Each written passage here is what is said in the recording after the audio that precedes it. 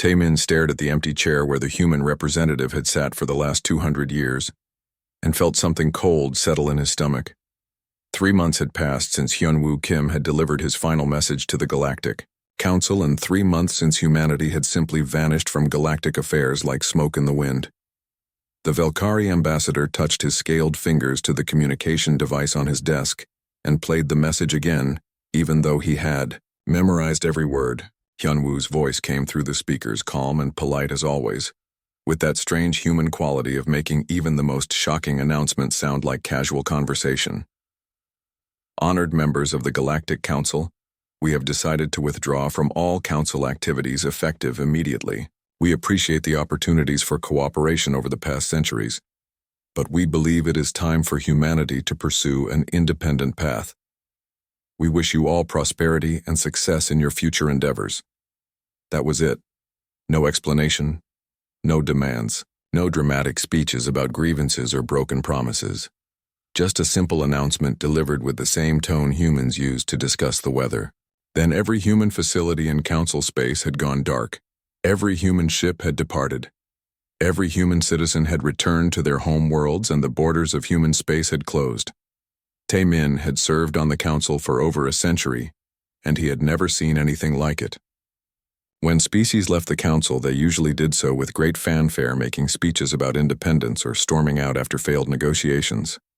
The Corvani had spent 3 years threatening to leave before actually doing it. The Nexari had demanded reparations and formal apologies before their dramatic exit. But humans had just quietly packed up and left. The strangest part was how prepared they had been. Within hours of Hyunwoo's announcement, every human facility had been completely evacuated. Not abandoned, but evacuated with systematic precision. Equipment had been packed, databases had been wiped, and installations had been left clean and empty as if humans had never been there at all. So Young, the crystalline Nexari representative, had been the first to voice what everyone was thinking. They planned this, she had said, her voice creating the musical tones that passed for speech among her people. No one evacuates this efficiently without months of preparation. That realization had sent ripples of unease through the council chambers. If humans had been planning their departure for months or even years, why had they given no indication? Human representatives had continued attending meetings, contributing to discussions, and participating in council activities right up until the moment they announced their withdrawal. Taemin pulled up the records from the last council session. Hyunwoo had attended just 1 week before the announcement. The human had seemed perfectly normal, engaging in debates about trade regulations and offering suggestions for resolving a territorial dispute between the Vectani and the Porvac. He had even volunteered human medical expertise to help with a plague outbreak on the Rim world's Jinho. The trade analyst had spent weeks going through financial records trying to understand the economic implications of humanity's departure. What he found was disturbing. Humans had been quietly reducing their economic dependencies on other council species for decades. They had established independent supply chains, created backup systems for critical technologies, and developed alternative trade routes that bypassed traditional galactic commerce networks. They were preparing for this withdrawal for at least 30 years, Jinho had reported to the emergency council session. Maybe longer. They have been systematically reducing their reliance on external resources while increasing other species' dependence on human services. That last part was what worried Taemin the most. Humans had become integral to galactic civilization in ways that most council members had barely noticed. They operated the quantum communication networks that connected thousands of worlds. They maintained the terraforming systems that made dozens of planets habitable. They provided medical expertise that had eliminated diseases and extended lifespans across multiple species. Human diplomats had mediated disputes between species that had been enemies for millennia. Human engineers had designed the space stations and orbital habitats that housed billions of beings. Human scientists had made breakthrough discoveries that advanced galactic knowledge in every field, from physics to biology to psychology. The humans had always been generous with their knowledge and technology. Too generous, perhaps. They shared their discoveries freely, helped other species solve problems, and never seemed to ask for much in return. Other council members had grown comfortable relying on human expertise to handle complex challenges. Taimani remembered how the council had reacted to various crises over the years. Whenever a problem seemed too difficult or complex, the standard response had become, "Ask the humans." They had a peculiar ability to find solutions that other species missed, to think around problems in ways that seemed almost magical. When the Carathian system had faced ecological collapse, humans had developed a terraforming technique that restored the planet in just 5 years. When the trade wars between the Outer Rim factions had threatened galactic stability, human diplomats had crafted a peace agreement that had lasted for over a century. When the Vorthan plague had threatened to wipe out entire species, human medical researchers had created treatments that had saved billions of lives. Now all of that expertise was gone. The quantum communication networks were still functioning, but there were no human technicians to maintain them. The terraforming systems continued operating, but without human oversight. The medical treatments were still available, but no human. Researchers were developing new ones. The first week after the human departure had been marked by confusion and disbelief. Council members had expected some kind of follow-up message or clarification. Surely this was a negotiating tactic, or a response to some perceived slight that could be addressed through diplomacy. But as days turned into weeks and weeks turned into months, it became clear that humans had no intention of returning. They had closed their borders completely. No ships entered or left human space. No communications came from human worlds. It was as if humanity had decided to pretend the rest of the galaxy did not exist. Some council members had suggested military action. The Vectani representative had argued that humanity's withdrawal violated treaty obligations and justified intervention. But wiser voices had prevailed. Human military capabilities were not well understood, but they were clearly formidable. More importantly, humanity had never shown any aggression toward council species. They had simply chosen to leave Taimine, walk to the large window that overlooked the council plaza, and watch the daily activities of dozens of species going about their business. Market vendors sold goods from across the galaxy. Diplomats hurried between meetings. Students from various worlds attended lectures at the Galactic University. Everything looked normal, but Taimine could sense an underlying tension. The first cracks were already showing. Communication delays had increased as quantum network nodes began experiencing minor glitches. Some terraformed worlds had reported unusual readings from their atmospheric processors. The medical center had requested additional supplies of certain treatments that had always been readily available. These were small problems so far, inconveniences rather than crises. But they were symptoms of a larger issue. The galactic civilization that had seemed so stable and advanced was discovering how much it had depended on one species that had now vanished. Taimine thought about the last conversation he had with Hyunwoo. It had been casual talk about families and hobbies. The human had mentioned his daughter who was studying music and his plans to visit some natural wonder on his homeworld. There had been no hint of the momentous decision that was coming. That was perhaps the most unsettling aspect of the entire situation. Humans had always seemed so open and straightforward. They shared their knowledge freely, participated actively in council debates, and maintained friendly relationships with representatives from dozens of species. Yet they had managed to plan and execute a complete withdrawal from galactic society without anyone suspecting what was coming. Taimine watched the sunset paint the council plaza in shades of orange and purple. He wondered if humanity's departure was truly permanent. Were they simply taking a break from galactic affairs, or had they decided that the council and everything it represented was no longer worth their time and effort? The answer to that question would determine the future of galactic civilization itself. Hyunji pressed her palm against the quarantine barrier and watched through the transparent aluminum as another patient succumbed to the Corvani plague.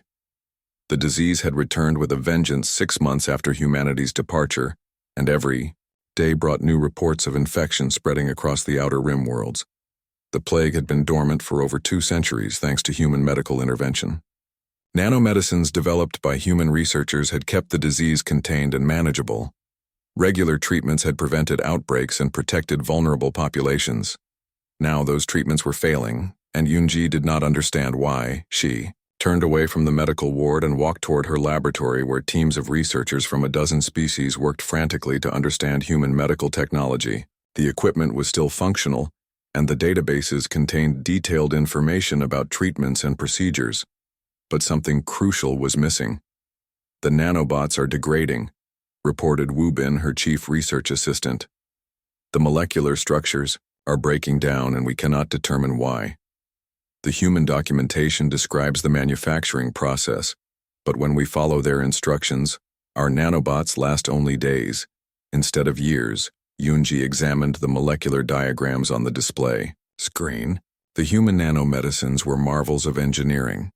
Microscopic machines that could target specific diseases, repair cellular damage, and adapt to new threats. Other species had tried for decades to replicate human nanotechnology, but had never achieved the same level of sophistication. "What about the quantum communication networks?" she asked. "Any progress there?" Dongwu, the chief technician, shook his head. "Worse than the medical systems. The quantum entanglement matrices are destabilizing. We are losing connections between star systems every day. Communications that used to be instantaneous now take hours or fail completely." The quantum networks had been humanity's greatest gift to galactic civilization. Instantaneous communication across thousands of light years had made possible the trade, commerce, and diplomacy that held the galaxy together. Ships could coordinate across vast distances. Planetary governments could maintain contact with distant colonies. The Council itself could function because representatives could communicate with their homeworlds in real time. But the networks required constant maintenance and adjustment. Quantum states were delicate and needed continuous calibration to maintain entanglement across galactic distances. Human technicians had managed these systems with an expertise that seemed almost intuitive. They had made adjustments and modifications that other species had never fully understood. Now those systems were failing. Communication delays increased daily. Some remote worlds had lost contact entirely. Trade ships found themselves stranded when navigation systems that depended on quantum networks provided incorrect coordinates. Yujin had experienced this firsthand when her merchant vessel had followed standard navigation protocols only to emerge from hyperspace in empty void instead of the Centauri trade hub. Her ship had drifted for 3 days before a rescue vessel had found them. The navigation AI had insisted the coordinates were correct, but the destination had simply not been where the computer said it should be. "The stellar cartography is wrong," Yujin had reported to the Council. "Human navigation systems account for variables that our instruments cannot even detect. Gravitational fluctuations, dark matter, concentrations, quantum field variations. Without human input, the navigation data becomes less accurate every day." This was perhaps the most disturbing discovery. Human technology was not just advanced but fundamentally different from what other species understood.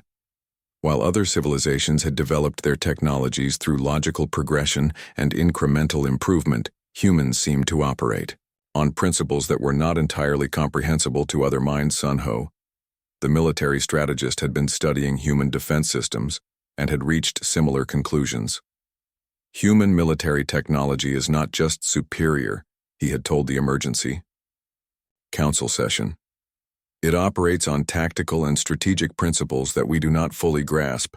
Their defensive networks protected not just human space, but created a barrier effect that deterred aggression throughout the galaxy.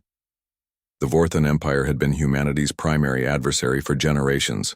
The Vorthans were a militaristic species that had spent centuries trying to expand their territory through conquest. But human military advisors had somehow maintained a balance of power that had prevented large-scale warfare for over 200 years. Now that balance was crumbling. Vorthan fleets had begun mobilizing, and their first attacks had met with minimal resistance. The defensive networks that had seemed so stable and permanent were failing without human oversight. Automated systems continued functioning, but they lacked the adaptive intelligence that human commanders had provided. "The Vorthans have conquered 6 star systems in the past month," Sun Ho reported. "Our response fleets arrived to find that Vorthan forces anticipated our tactics and prepared countermeasures. It is as if they know our battle plans before we execute them." The realization was beginning to dawn on the Council that humans had been doing far more than anyone had understood. They had not just participated in galactic civilization, but had been its invisible architects. The systems that everyone had taken for granted were maintained by human expertise that operated at levels other species could barely comprehend. Min Su, the archaeologist, had been studying human archives and had discovered evidence of interventions that the Council had never known about. Humans have been preventing disasters for centuries, she had reported. Asteroid impacts that would have destroyed inhabited worlds. Solar flares that would have wiped out planetary communications. Plague outbreaks that would have killed billions. They handled these threats quietly without informing the Council. The archives contained records of thousands of interventions. Human ships had diverted asteroids from collision courses with inhabited planets. Human scientists had developed vaccines for diseases before outbreaks could spread. Human engineers had strengthened planetary infrastructure to withstand natural disasters. All of this had been done without fanfare or recognition. He Young, the intelligence officer, had found evidence of an early warning network that spanned the entire galaxy. Human monitoring stations had tracked potential threats and dispatched response teams to handle crises before they could develop into major disasters. The network had operated for generations without other species realizing it existed. They were protecting us without us knowing, He Young had explained to the Council. Every major disaster that did not happen, every crisis that was resolved before, it could spread every threat that simply disappeared. Humans were behind most of it, but perhaps the most shocking discovery had come from Wu Jin, the technology analyst. While studying abandoned human facilities, he had found evidence that human technology was far more advanced than they had ever revealed.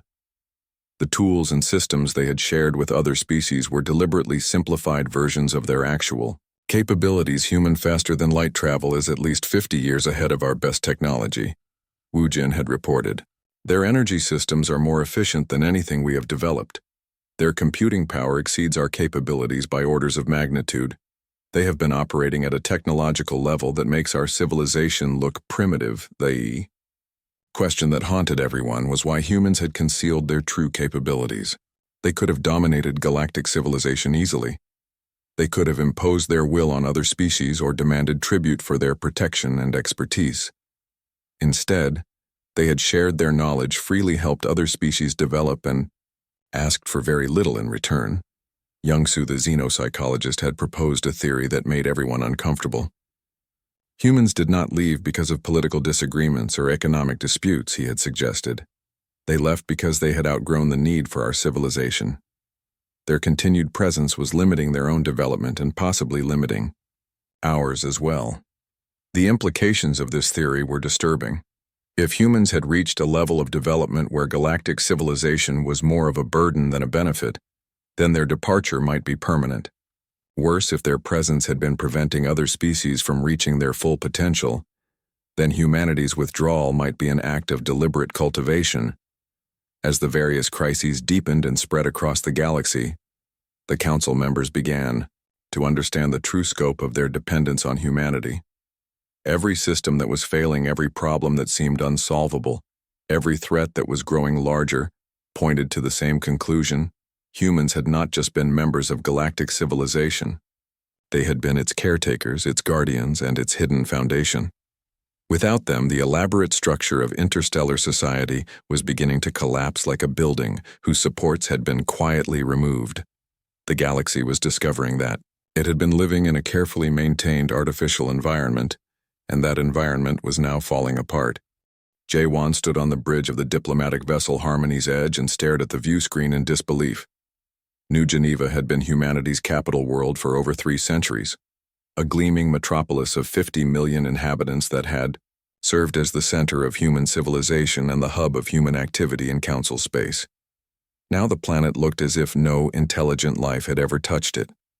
Rolling green hills stretched to distant mountains. Rivers flowed clean and clear through pristine valleys. Forests covered the landscape in their natural patterns. There were no cities, no infrastructure, no signs that an advanced civilization had ever existed on the planetary surface. Scan for any artificial structures, Jae-won ordered his science officer. I have run full spectrum scans, replied Baknam.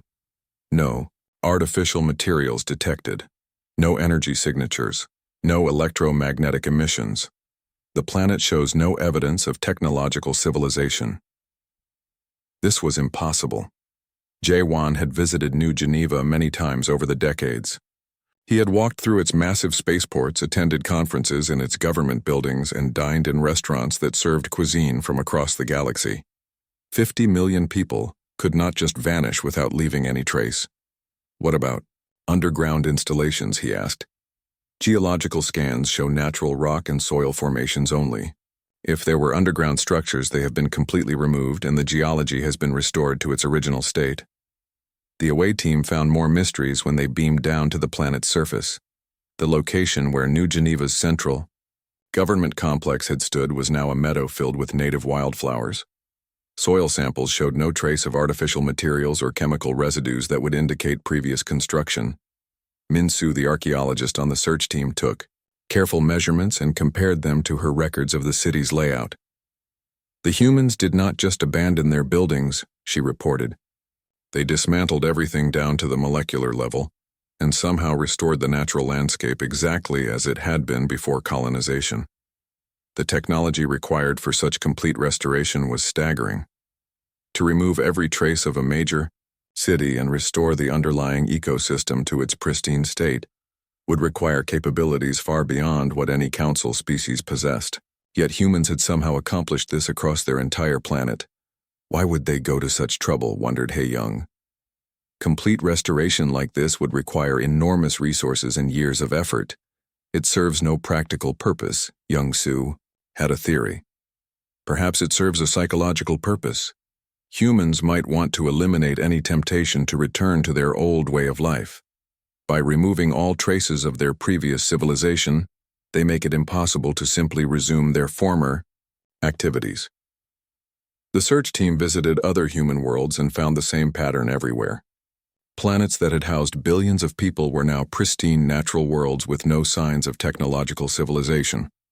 Orbital installations had been completely dismantled. Space stations had vanished without leaving so much as debris. But the search teams also discovered something extraordinary. Hidden facilities that had never appeared on any official records. Deep underground archives that contained detailed records of galactic history, culture, and genetic material. From dozens of species, Wu Jin found the first archive beneath what had once been a human research station. The facility extended deep into the planetary crust and contained vast databases with information about every species in the galaxy. Not just basic data, but complete cultural histories, genetic profiles, and detailed analyses of social and technological development patterns. They have been studying us, Wu Jin reported, for centuries. These records contain information about our species that we do not have ourselves, genetic variations that we did not know existed, historical events that we had forgotten, cultural practices that we thought were unique to our own people. The archives revealed that humans had been quietly preserving the heritage of galactic civilization. They had recorded languages that were disappearing. They had preserved genetic samples from endangered species. They had documented cultural practices that were being lost as different civilizations merged and evolved. More disturbing was the discovery that humans had been preventing the extinction of several species without those species knowing about it. Genetic therapies had been quietly introduced to counter hereditary diseases. Environmental modifications had been made to preserve habitats. Population dynamics had been carefully managed to prevent demographic collapse. The Corvani should have gone extinct 50 years ago, Min-soo announced after studying the archives. Their birth rate had fallen below replacement level, and genetic diversity had declined to unsustainable levels. Human intervention prevented their extinction through medical treatments that the Corvani believed were developed by their own scientists. Similar interventions had been made for a dozen other species. Humans had been serving as invisible guardians, preventing the collapse of galactic civilization through careful management that other species had never detected. But the most shocking discovery came when Hae-young found evidence of human technology that made their known capabilities look primitive. The archives contained blueprints for faster-than-light drives that could cross the galaxy in days instead of months, energy systems that could power entire star systems from a single facility, computing networks that could simulate entire civilizations. In real time, they could have conquered the galaxy easily, He-Young reported. Their actual military capabilities are hundreds of years ahead of anything we have seen. They possess weapons that could destroy star systems and defensive systems that would make them completely invulnerable to attack. The question that haunted the search teams was why humans had concealed such overwhelming technological superiority. They could have ruled the galaxy as absolute masters. Instead, they had hidden their capabilities and worked quietly to help other species develop and prosper. Gite, the communications specialist, detected something else that added to the mystery. Deep space monitoring stations were picking up massive energy signatures from beyond the galactic rim. The signatures suggested construction projects on a scale that dwarfed anything in known space. Something is being built out there, Gite reported. The energy output suggests they are constructing installations larger than space stations, possibly larger than moons. The power requirements indicate technology that exceeds our ability to measure. This discovery led to new questions about human motivations. If they were building something massive in the void beyond the galaxy, they clearly had plans that extended far beyond simple withdrawal from council affairs. Whatever they were constructing required resources and capabilities that suggested they had been preparing for this phase of their development for generations. Young-Soo proposed a theory that made everyone uncomfortable. What if humans did not withdraw because they were disappointed with galactic civilization? What if they withdrew because they had reached a stage of development where our civilization was actually holding them back? The implications were disturbing. If humans had evolved beyond the need for the cooperative framework that held the galaxy together, then their departure might represent a fundamental transition. They might be preparing for activities or challenges that required capabilities far beyond what galactic civilization could provide. The search teams also found evidence that humanity's departure had been planned for much longer than anyone had suspected. Construction of the deep space facilities had begun over a century ago. The gradual reduction of their dependencies on galactic infrastructure had been happening for generations. The preservation archives had been built and stocked. Over decades, they have been preparing to leave us for over 100 years, Jaewon realized. Everything they have done in that time has been aimed at making their withdrawal possible, while ensuring that galactic civilization could survive without them. This realization led to new questions about human psychology and motivations. If they had been planning to leave for so long, why had they continued participating in galactic affairs? Why had they continued helping other species and sharing their knowledge? Why had they invested so much effort in preserving galactic civilization if they intended to abandon it? The answer might lie in the nature of human development itself. Perhaps their withdrawal was not abandonment, but graduation. They had reached a level of advancement where they needed to move beyond galactic civilization to continue growing, but they had also ensured that the civilization they were leaving behind would have the tools and knowledge necessary to survive and develop on its own. As the search teams returned to Council space, with their disturbing discoveries, the galaxy faced a new reality. Humans had not simply left. They had carefully prepared galactic civilization for their absence, while simultaneously preparing themselves for a future that lay beyond the boundaries of known space. The question now was whether the other species of the galaxy could learn to live up to the potential that humans had apparently seen in them. Kyung-hee stood before the emergency session of the Galactic Council and looked out at representatives from hundreds of species. 1 year had passed since humanity's departure, and the galaxy was collapsing. The proud civilization that had spanned thousands of star systems was fragmenting into isolated clusters of worlds struggling to survive. The Vorthon Empire had conquered 30 star systems in the past 6 months. Their fleets moved through space unopposed because the defensive networks that had maintained galactic peace for centuries no longer functioned. Without human military advisors, the Council forces found themselves outmaneuvered at every engagement. The Riao Fourth Hands have broken through the Centauri defense line, reported Sun Ho. They are advancing toward the core worlds. Our fleets cannot match their tactical coordination, and our defensive systems fail to adapt to their strategies. The plague had spread to over 200 worlds. Medical facilities that had operated efficiently for generations now struggled with basic treatments. The sophisticated nanomedicines that had kept dozens of diseases in check were failing one by one. We have lost contact with 17 worlds in the Outer Rim, Yunji announced. Quarantine protocols have broken down, and we cannot manufacture replacement medical supplies fast enough to meet demand. The quantum communication networks had fragmented into dozens of isolated clusters. Worlds that had maintained instant contact for centuries now found themselves cut off from galactic civilization. Trade routes that had operated smoothly for generations had become dangerous as navigation systems provided increasingly unreliable data. 43 merchant vessels have been lost in the past month, reported the trade coordinator. Navigation errors have left ships stranded between systems or emerging from hyperspace inside stellar coronas. The economic foundations of our civilization are crumbling. Kyung-hee had called this emergency session to address the fundamental question that no one wanted to face. Could galactic civilization survive without humanity? The evidence suggested that it could not. Boram, the council historian, had prepared a comprehensive analysis of humanity's role in galactic development. Her findings were devastating. Every major advancement in galactic civilization over the past 5 centuries shows evidence of human involvement, she reported. The terraforming techniques that made marginal worlds habitable, the peace treaties that ended major wars, the technological breakthroughs that improved life for billions of beings, the medical discoveries that extended lifespans across dozens of species. The pattern was consistent and disturbing. Whenever galactic civilization had faced a major challenge, human innovation had provided the solution. Other species had contributed, but humans had been the primary architects of progress.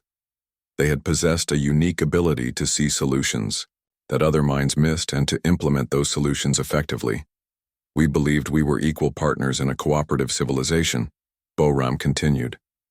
In reality, we were students being guided by teachers who were careful not to make their superior knowledge too obvious.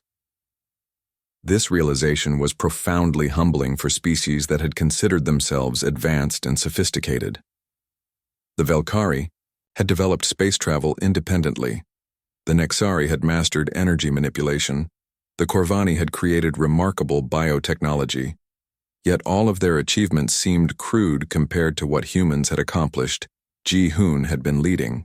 The emergency response efforts and his reports painted a bleak picture. We cannot replicate human technologies, he announced. We lack the theoretical understanding that makes their systems work. Their quantum networks operate on principles that our physicists do not comprehend. Their medical treatments involve molecular interactions that we cannot duplicate. Their military strategies employ tactical concepts that we cannot grasp. The Council had assembled teams of the galaxy's best scientists, engineers, and strategists to study human technology and develop alternatives. After a year of intensive effort, they had made little progress. Human achievements were not just advanced but fundamentally different from what other species could understand or replicate. Their technology is not just superior, explained the chief science advisor. It operates on assumptions about physics and mathematics that we do not share. They appear to understand aspects of reality that are invisible to our instruments and incomprehensible to our minds. This led to uncomfortable questions about human psychology and development. How had one species achieved such overwhelming superiority in every field of knowledge? Were humans fundamentally different from other galactic species, or had they simply reached a higher stage of development? Young Su had been studying this question, and his conclusions were disturbing. Human cognitive abilities appear to operate on multiple levels simultaneously, he reported. They process information in ways that allow them to see patterns and connections that other species miss. Their problem-solving abilities combine logical analysis with intuitive insights that produce solutions other minds cannot reach. The implications were staggering. If humans possessed cognitive abilities that other species lacked, then the gap between human civilization and galactic civilization might be unbridgeable. Other species might never be able to understand or replicate human achievements regardless of how much time and effort they invested. But then Da-Won, the communications specialist, made a discovery that changed everything. Deep Space Monitoring, had detected a faint signal from the galactic edge. The transmission was brief and simple, but it originated from human space. "We are still watching," the message said. "When you are ready to grow beyond dependency, we will be here." The message suggested that humanity's departure was not permanent abandonment, but rather a test or challenge. They had removed themselves from galactic civilization to force other species to develop their own capabilities rather than relying on human expertise. "They are waiting for us to mature," Young-Soo interpreted. Their withdrawal was not punishment but education. They want us to learn to solve our own problems and develop our own potential. This realization led to new questions about human motivations.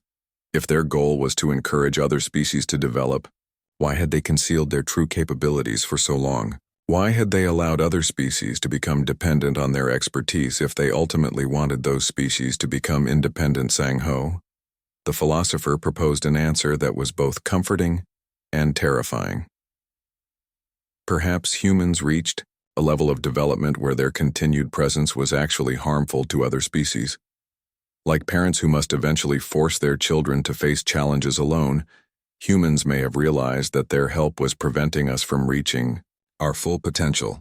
The concept of humanity as parent species to the rest of galactic civilization was difficult to accept, but it explained many puzzling aspects of human behavior: their generosity with technology and knowledge, their reluctance to claim leadership roles despite their obvious superiority, their careful maintenance of galactic stability without seeking recognition or reward. If humans had been deliberately nurturing other species toward independence, then their withdrawal represented a crucial test. Could the species they had guided for centuries learn to function without their hidden support? Could galactic civilization survive and grow when forced to rely on its own resources? "They have given us everything we need," Kyung-hee realized. "The knowledge is in their archives. The technology exists in their abandoned facilities. The examples of their solutions are recorded in historical databases. We have access to centuries of human innovation and problem solving." The challenge was not lack of information but lack of understanding.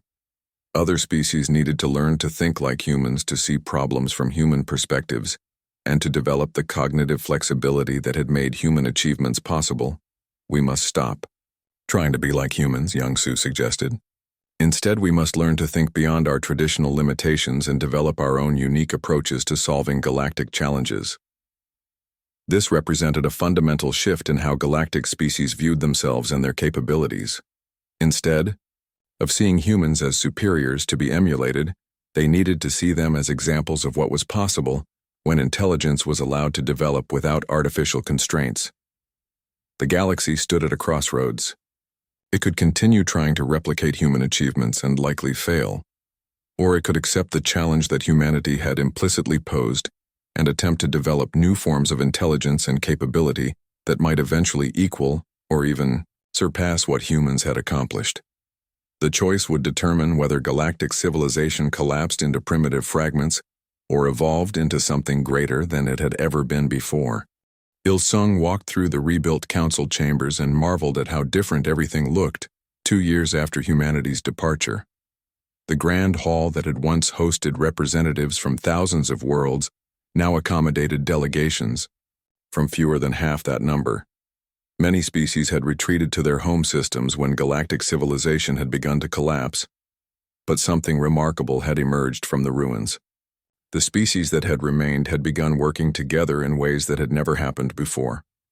Forced to solve problems without human assistance, they had discovered capabilities they had never known they possessed. The Velkari had developed new medical techniques by combining their natural regenerative abilities with Corvani quantum physics. The treatments were different from human nanomedicine, but they were proving effective against diseases that had plagued the galaxy for generations. The Nexari had created innovative communication methods using their crystalline biology to maintain quantum entanglement across vast distances. Their networks were slower than human systems, but they were more stable and required less maintenance. "We are learning to think differently," Il-sung reported to the Council Assembly. "Without human solutions to rely on, we have been forced to develop our own approaches to galactic challenges. The results are not human in nature, but they are working. The transformation had not been easy. Billions had died in the plague outbreaks before new treatments had been developed. Dozens of worlds had been lost to the Vorthons before effective defensive strategies had emerged. The economic disruption had caused hardship across the galaxy, as new trade networks slowly replaced the old ones. But each crisis had also produced innovation. Species that had never collaborated before had been forced to share knowledge and resources. The Porvac had contributed their expertise in materials science to help the Vectani develop new defensive technologies. The Corvani had shared their biotechnology with anyone who could use it to fight the plague. The young diplomat had been instrumental in fostering these new cooperative relationships. She had proposed a radical change in how the Council operated. Instead of trying to recreate human systems, the galaxy should develop new approaches that drew on the unique strengths of each species. We spent centuries trying to understand how humans solved problems, she had argued. But we are not humans.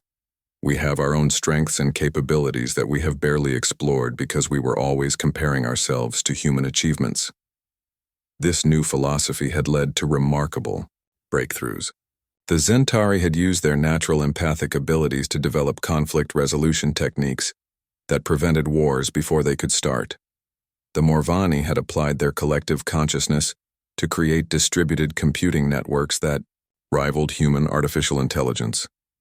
The defensive situation had stabilized after Council forces had stopped trying to replicate human military tactics and had instead developed strategies that played to their own strengths. The Vorthons had been accustomed to fighting human-trained forces that operated on principles of individual initiative and adaptive flexibility. But the combined Council forces had developed new approaches based on collective decision-making and coordinated action, swarm tactics that overwhelmed Vorthon precision strikes, defensive networks that adapted through distributed intelligence rather than centralized command. The Vorthons had found themselves facing enemies that fought in ways they had never encountered. The Vorthons have requested peace negotiations, Sun Ho announced with satisfaction. They are discovering that conquering worlds defended by cooperative species is very different from conquering worlds that depended on human protection. Na-Un had been elected as the new Council Chancellor after proposing the most radical change of all. The Council should stop trying to convince humans to return and should instead prove that it no longer needed them. We have spent 2 years learning to survive without human assistance, she had told the Assembly. Now we must learn to thrive. We must become the civilization that humans apparently believed we could become. This represented a fundamental shift in galactic psychology. Instead of seeing humanity's departure as abandonment, the Council began to view it as a challenge to be overcome. They would build a new form of galactic civilization that drew on the unique capabilities of all species rather than depending on the superiority of one. The process was not without setbacks. Some worlds had been permanently lost to plague or conquest. Some species had withdrawn from galactic affairs entirely. The new civilization was smaller and less advanced than what had existed before, but it was also more resilient because it was based on the genuine capabilities of multiple species. Working together, Gaite had continued monitoring deep space and had detected increasing activity beyond the galactic rim. The energy signatures suggested that human construction projects had expanded into multiple star systems. Whatever they were, building was approaching completion. They are creating something unprecedented, he reported. The scale suggests they are constructing installations that dwarf anything in our galaxy. The power requirements indicate they have developed energy sources that exceed our ability to measure. This discovery led to new speculation about human intentions.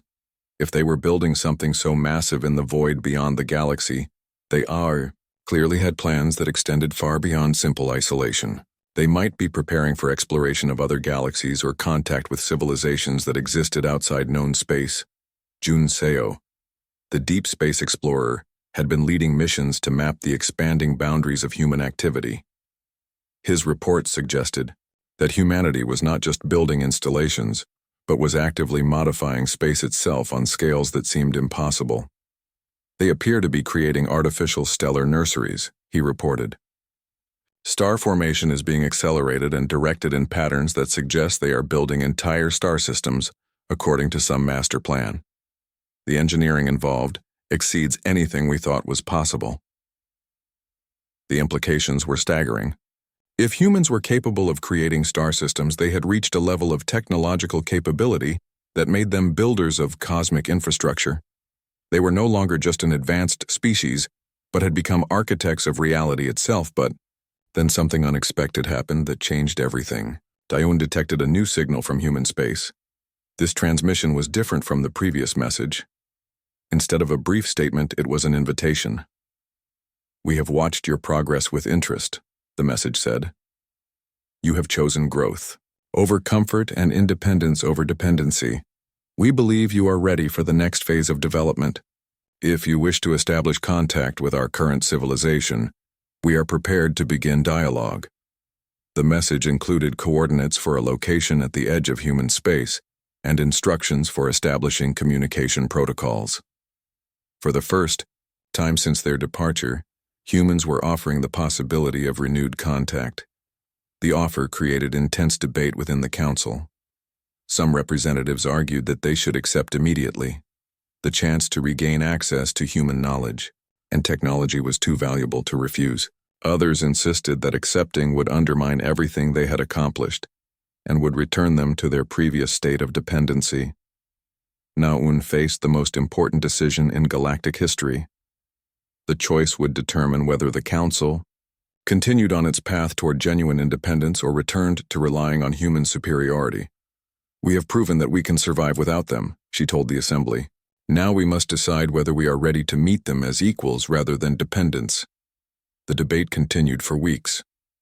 Representatives analyzed every aspect of the human offer and its implications for galactic civilization. In the end, the decision came down to a simple question. Had the galaxy truly learned the lesson that humanity had tried to teach? Naun announced the Council's decision at a ceremony that was broadcast across the galaxy. "We will accept the human invitation, but we will do so as partners rather than students. We have built our own civilization and developed our own capabilities. We are ready to work with humanity as equals in whatever challenges lie ahead." Deritiu.